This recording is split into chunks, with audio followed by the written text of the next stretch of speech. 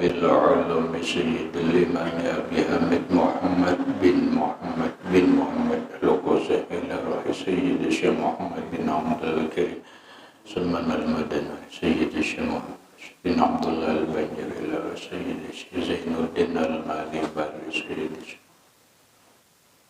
أرواح أهل سندنا المتصل إليهم لهم الفاتحة أعوذ بالله من الشيطان بسم الله الرحمن الرحيم الحمد لله رب العالمين الرحمن الرحيم مالك يوم الدين إياك نعبد وإياك نستعين اهدنا الصراط المستقيم صراط الذين أنعمت عليهم غير المغضوب عليهم ولا الضالين آمين السلام عليكم ورحمة الله وبركاته بسم الله الرحمن الرحيم الحمد لله رب العالمين والصلاة والسلام على أشرف الأنبياء والمرسلين سيدنا ومولانا محمد وعلى آله وصحبه أجمعين وسبحان الله والحمد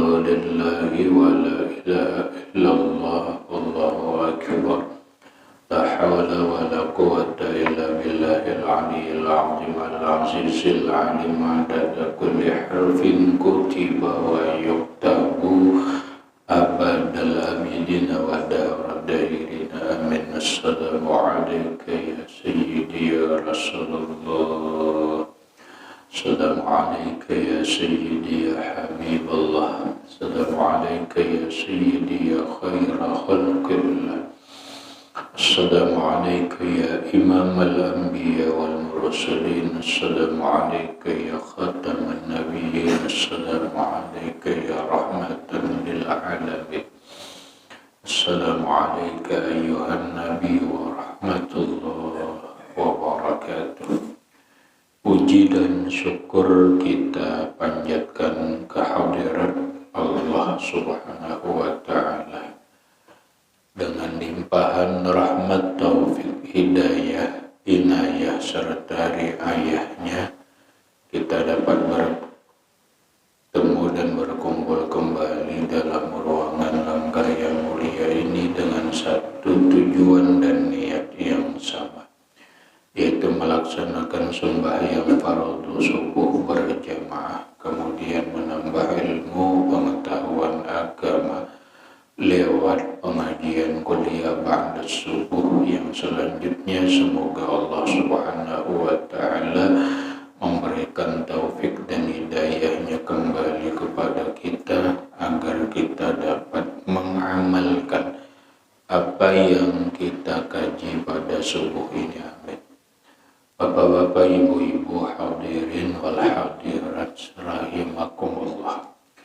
Alhamdulillah, pada hari ini kita memasuki dan menjalani hari yang ke-8 daripada puasa Ramadan yang diberkahi dan dimuliakan Allah Subhanahu wa Ta'ala. Maka dengan suasana tersebut mari kita menyambung kajian kita tentang Al-Azkarul Ma'surah ba'da sholatil maktubah. Zikir apa yang bagus kita baca setelah sembahyang 5 waktu. Sebelumnya kita melaksanakan sembahyang 5 waktu atau sembahyang fardu. Ada yang bagus dulu kita telah sebelum membicarakan zikirnya. Ada sebuah cerita cucunya Rasulullah yang bergelar Zainal Abidin, atau nama beliau adalah Ali bin Husin ibni Fatimah binti Rasulullah sallallahu alaihi wasallam. Rasulullah punya anak Fatimah yang perempuan. Kalau anak Rasulullah secara keseluruhan itu 7, 4, 3 laki-laki, 4 perempuan. 3 laki-laki itu itu pertama Qasim, yang kedua Abdullah, yang ketiga Ibrahim. Adapun 4 perempuan, yang pertama Zainab, yang kedua Ruqayyah, yang ketiga Ummi Kulsum, yang keempat Fatimah. Nah, kita bicara Fatimah. Fatimah kawin dengan sepupu, Mamarina sepupu, yaitu Sayyiduna Ali karramallahu wajhah. Kalau yang lainnya itu kawin bukan semarga. Dengan kata lain begini, Ruqayyah, Zainab, Ummi Kulsum itu dikawinkan Nabi bukan dengan tutus zuriatnya, atau bahasa umumnya bukan dikawinakan dengan nang sapadatuan yang disebut Hashim. Turunan Rasulullah itu ada 2, ada dari Banu Hashim, anak cucu Hashim, yang kedua Banu Muthalib, anak cucu Abdul Muthalib. Nah, adapun Ruqayyah, Ummi Kulsum, Zainab ini kawin lawan bukan luar, bahasa kita bukan marga nih, bukannya. Kenapa? Karena di luar daripada Banu Hashim dan Banu Muthalib. Sedangkan Fatimah ini dikawinakan dengan Sayyiduna Ali. Maka istilah orang sekarang semarga, sesuku. Lalu bahasa lain begini, ini sebuah isyarat.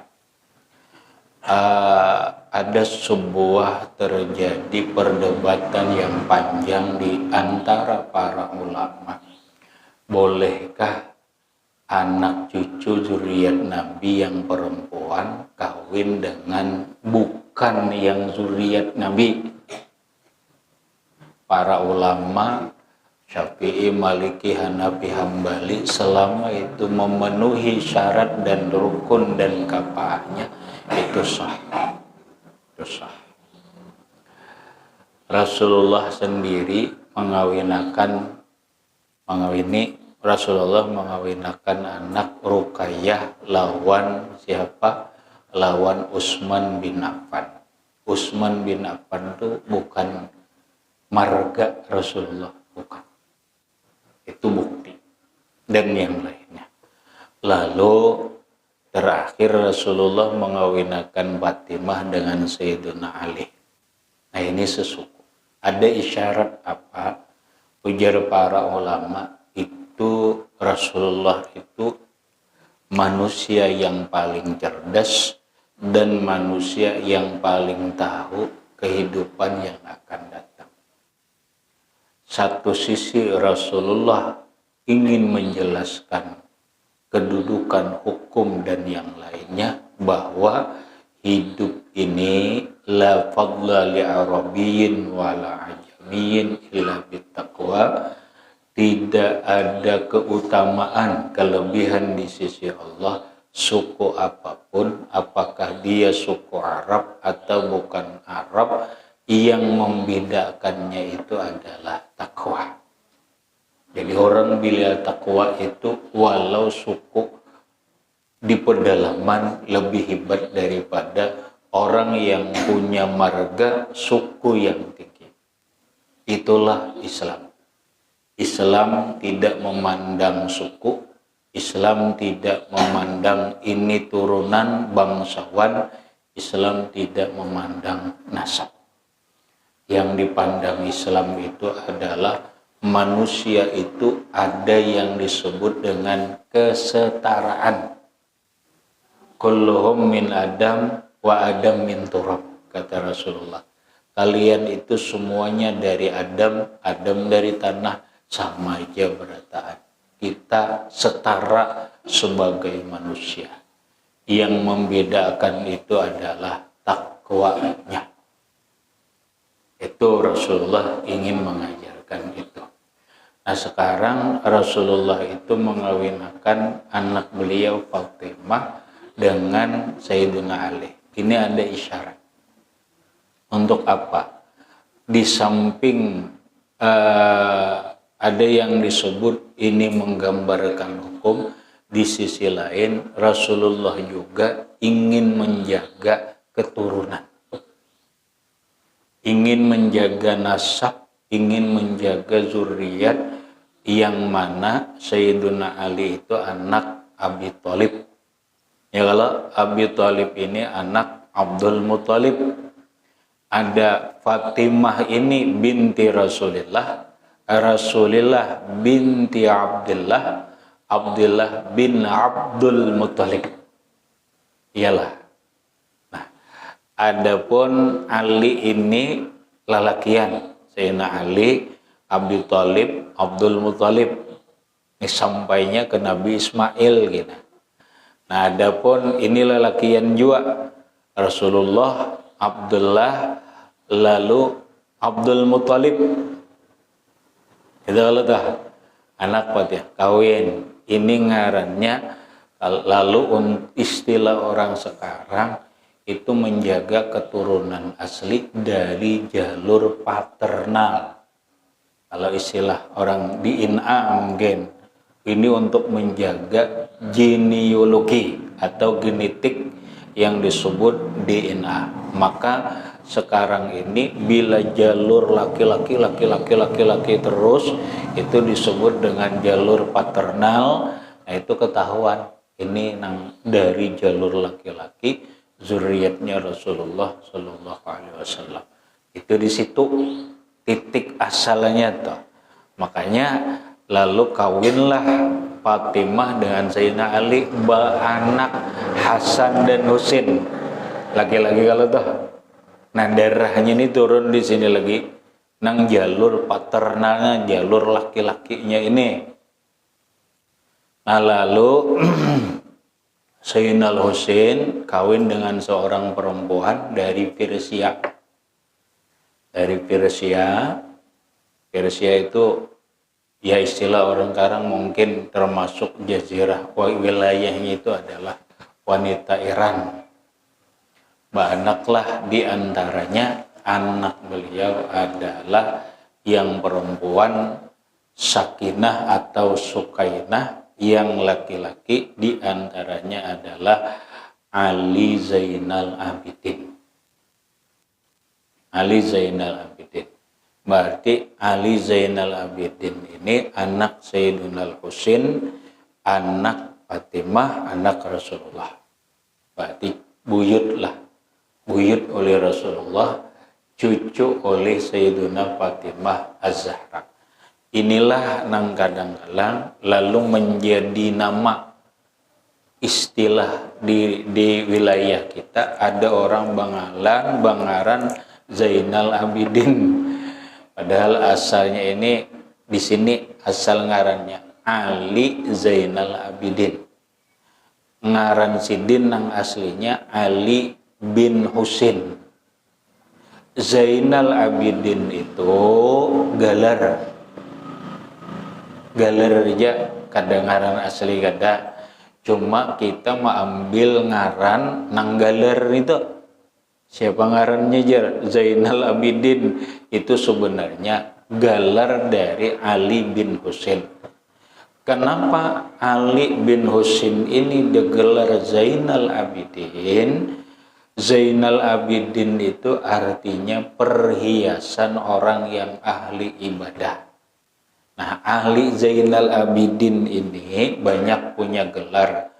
Pertama gelar sedin Zainal Abidin, yang kedua As-Sajjad, orang nang ahli sujud, orang nang ahli ibadah, orang nang ahli sujud. Jadi urusan ibadah subhanallah. Makanya digelar Zainal Abidin, perhiasan keindahan orang-orang yang ahli ibadah. Nah sekarang kita ingin melihat bagaimana buyutnya Rasulullah ini dalam menghadapi sembahyang 5 waktu. Itu karena beliau bergelar Zainal Abidin. Ada cerita tentang itu. Suatu hari annahu kana iza tawadda'a asfara launuhu. Zainal Abidin, Ali Zainal Abidin ini bila sidin berwudu itu sudah ubah perasaan, kelihatan muka sidin itu ubah. Ubahnya itu apa? Agak ke kuning-kuningan. Loh kenapa agak ke kuning-kuningan? Karena bahasa kita tuh ada kelihatan pucat. Sidin bila nyoba wudu pina kelihatan pucat. Ada apa? Itu karena beliau, kalau bahasa umum, beliau sangat menghayati tentang wudu dan untuk apa ini wudu dipersembahkan kepada siapa. Kalau bahasa ulama, hidup ini likulli syai'in alamah.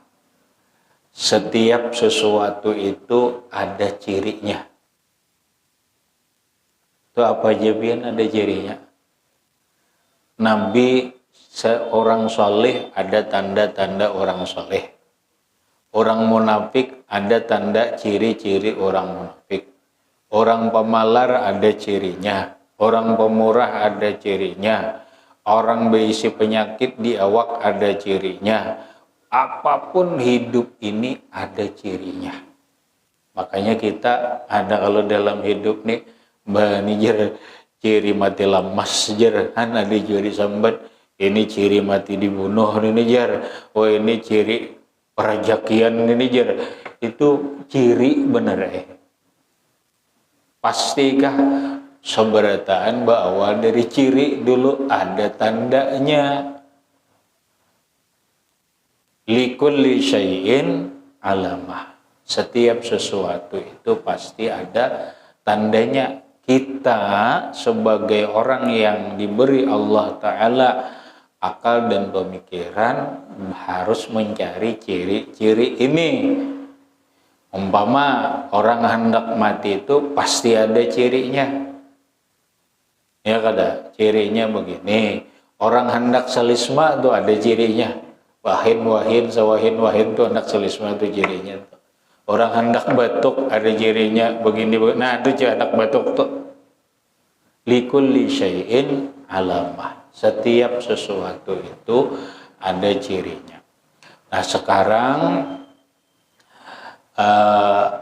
ujar para ulama, kalau kita ingin melihat sembahyang seseorang itu akan baik atau kada usah langsung melihatnya sembahyangin kawaja. Walau kada melihatnya sembahyang, kawaja sudah melihat. Kenapa? Cirinya ada. Ciri-cirinya bahwa inya tuh sembahyang baik tuh ada di mana? Ujar para ulama, lihati inya baudu. Lihatinya baudu ya. Bila inya baudunya tuh kada bujur, sembahyang tuh pasti kada bujur tuh udah. Habis sudah. Itu cirinya sudah. Bila inya baudunya tuh kada kekaruan, sembahyangnya camoh tuh. Sembahyangnya camoh tuh. Bila inya baudunya tuh kada bujur, sembahyangnya tuh salah tuh. Nah, apabila baudunya dilihat rapi, kalau bahasa Hanabi isbagul wudu, inya sempurna. Arti sempurna wudu itu dia melaksanakan rukun wudu dengan bagus. Basuh muka bagus, inya apik rapi. Rukun-rukun wudunya tuh inya bagus melaksanakan. Kemudian sunat-sunat wudu bagus juga melaksanakan. Kemudian adab dalam berwudu bagus juga melaksanakan. Itu ciri itu. Berarti sembahyangnya tuh bagus tuh kali-kali. Kenapa? Mulai berwudunya tuh sudah bagus.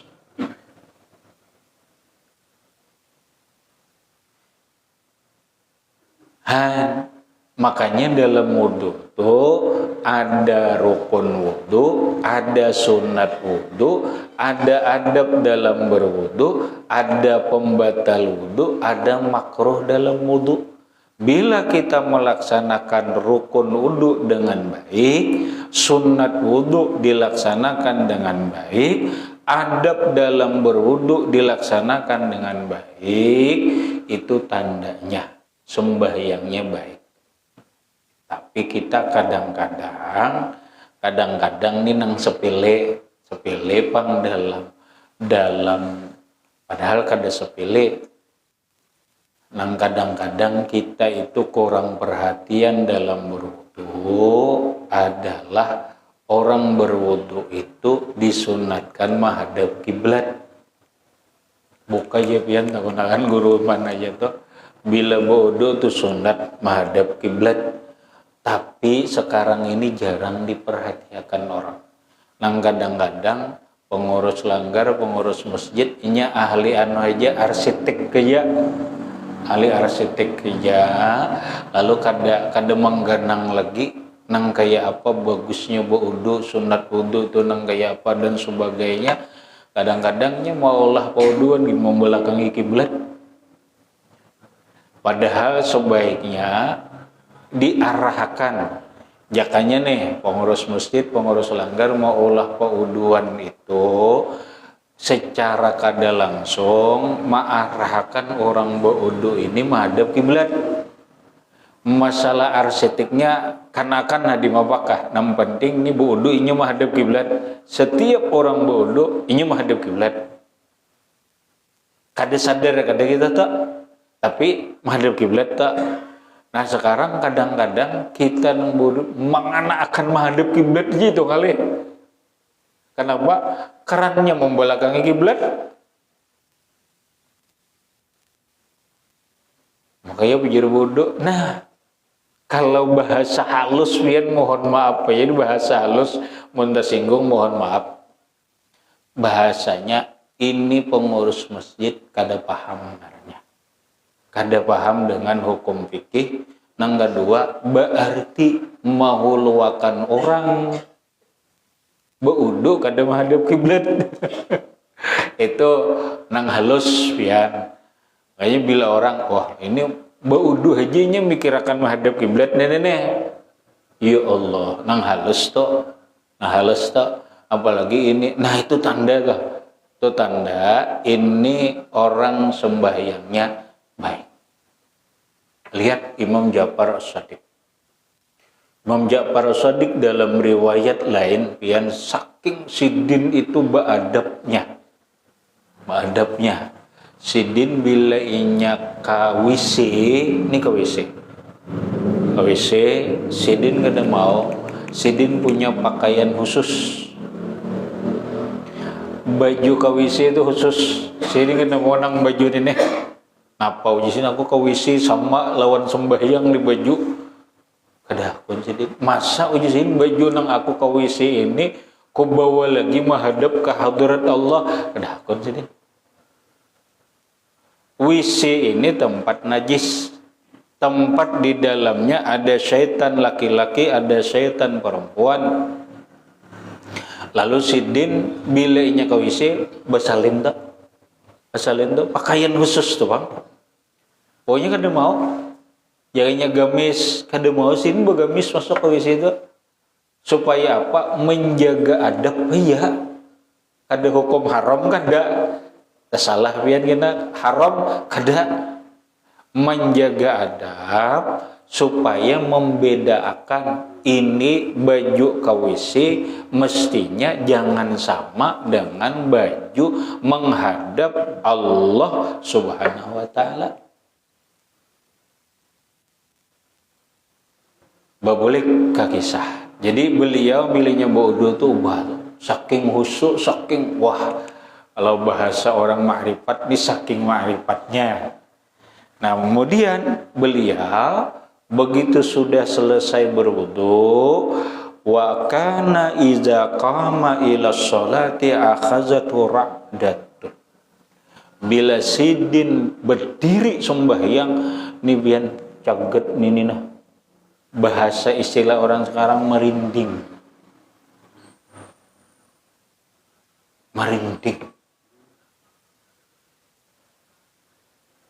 Ada apa? Ya disitulah saking, kalau bahasa umum, saking khusyuknya, saking hebatnya beliau, ya kayak.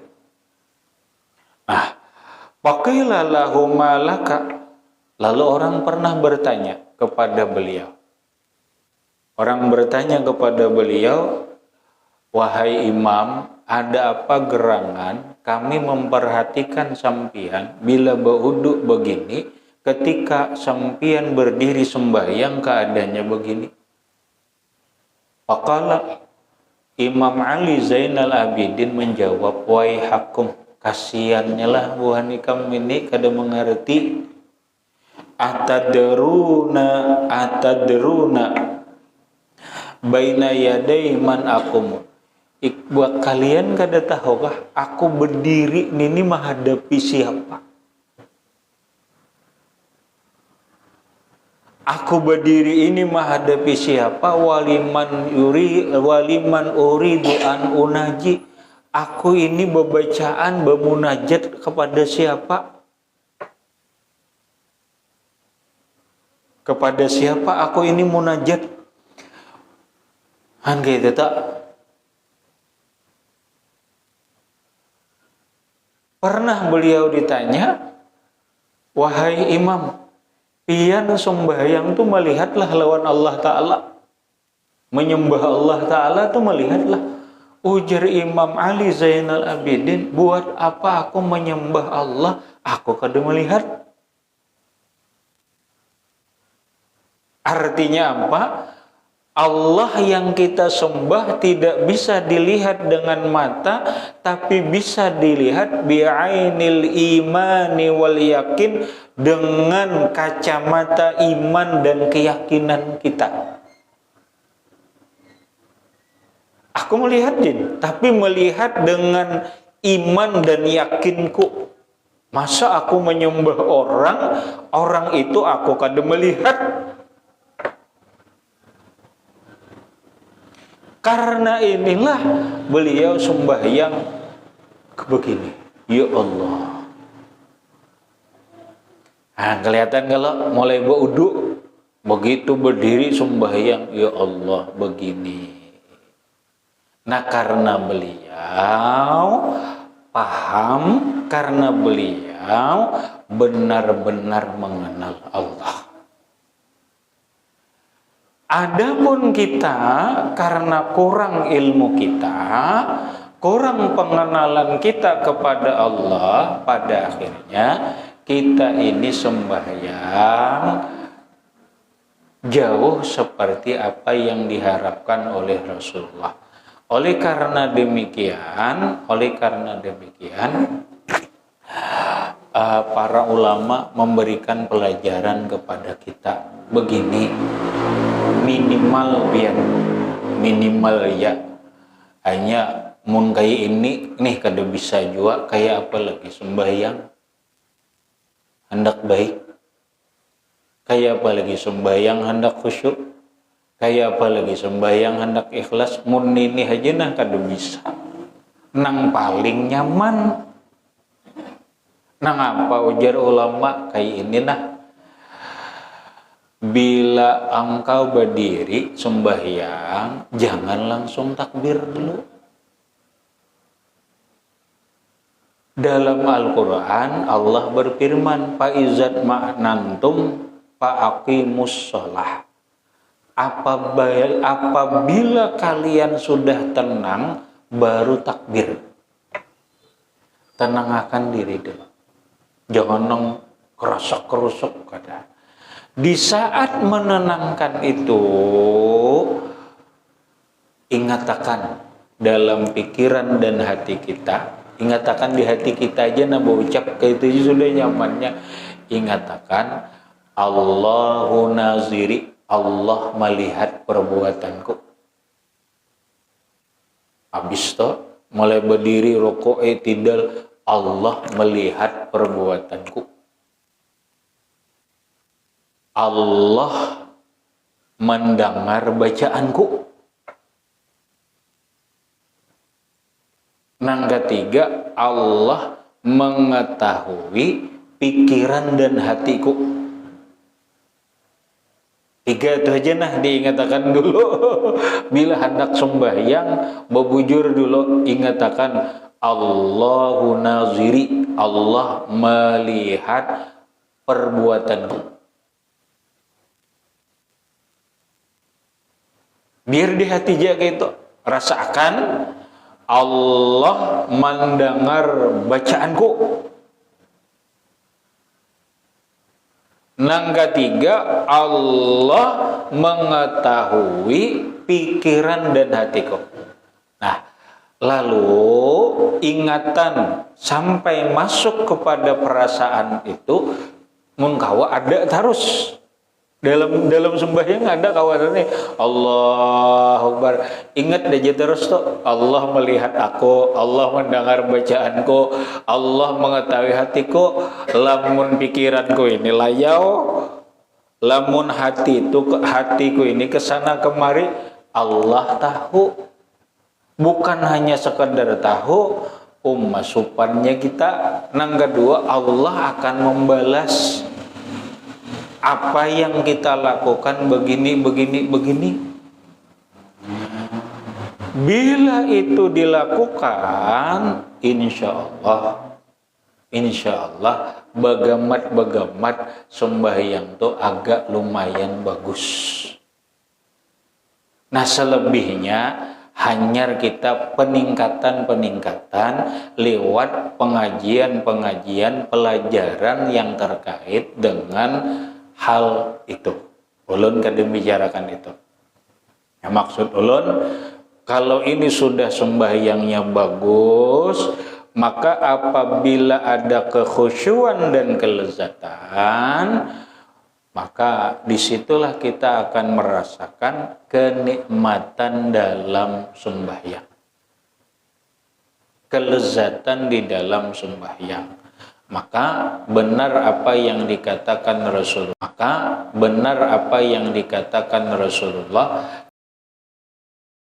itulah kata Rasulullah, bagiku yang lezat dalam kehidupan. Nah, tuntung kita sembahyang hanya pandir wirid. Bawirid hak. Napa wiridnya? Salah satunya napa nang kita baca habis sembahyang. Ada hadis Rasulullah Shallallahu Alaihi Wasallam riwayat daripada Imam Abu Ya'la. Qala Rasulullah Shallallahu Alaihi Wasallam, Nabi bersabda, salasun man jaa bihinna ma'al iman dakhala min ayyi abwabil jannati sya'ah. Ada 3 macam kata Rasulullah. Siapa yang mengerjakan yang 3 macam itu disertai dengan yakin dan percaya, dah orang itu masuk surga kata Nabi. Dari pintu mana yang dia inginkan. Surga ada 8. Bila 3, ini 3 macam nih. Apakah perlu ketiganya? Boleh jadi. Bila ada ketiganya, 1 barang. Tapi insya Allah kalau kita gamati mudahan kita kawa ketiganya. Bila 3 macam ini aja Nabi, seseorang melakukannya dengan keimanan dan keyakinan, dia masuk surga. Pintu nang manainya hendak.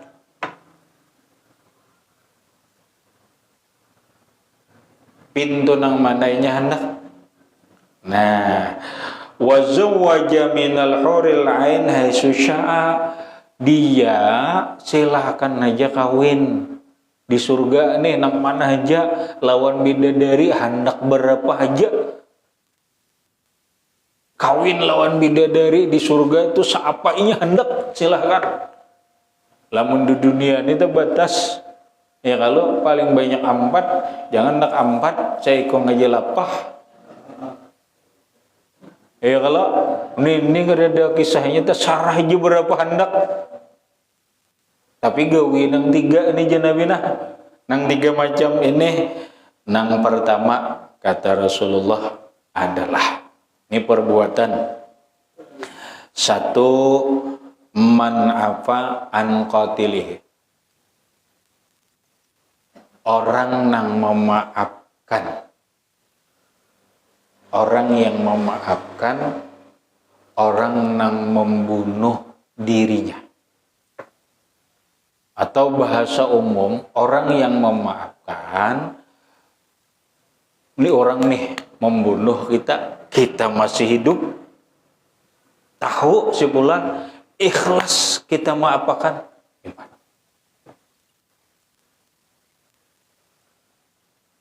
Ikhlas kita maafkan hebat. Artinya orang yang menzalim kita itu memaafkan tuh kan mudah. Jangan dikira pian memaafkan itu gampang. Memaafkan itu rumit.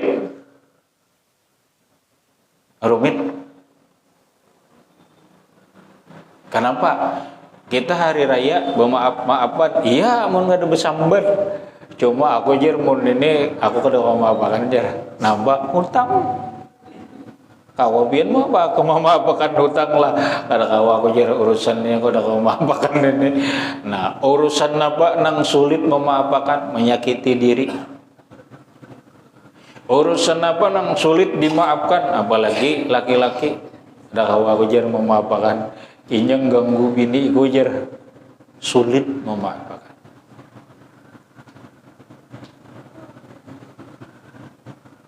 Tapi kata Rasulullah, orang yang sanggup memaafkan orang yang membunuh dia akan masuk surga dari pintu manapun. Ini satu. Ini panjang biar kalau diurayakan. Dah, yang kedua ujar Rasulullah, waman adda dainan khafiyan, orang yang membayariakan hutang orang bararanayan.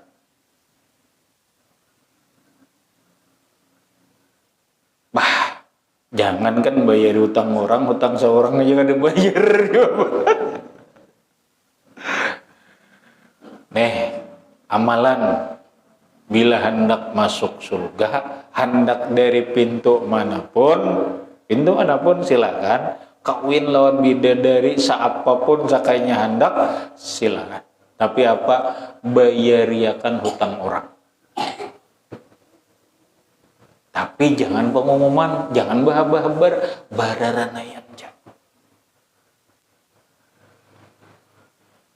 Hutang Marina. Ada Marina hutang ada bayariakan baranayan ja. Kena hutang dang sanak bayariakan baranayan ja. Han gitu tuh amalan yang bagus banget itu tuh.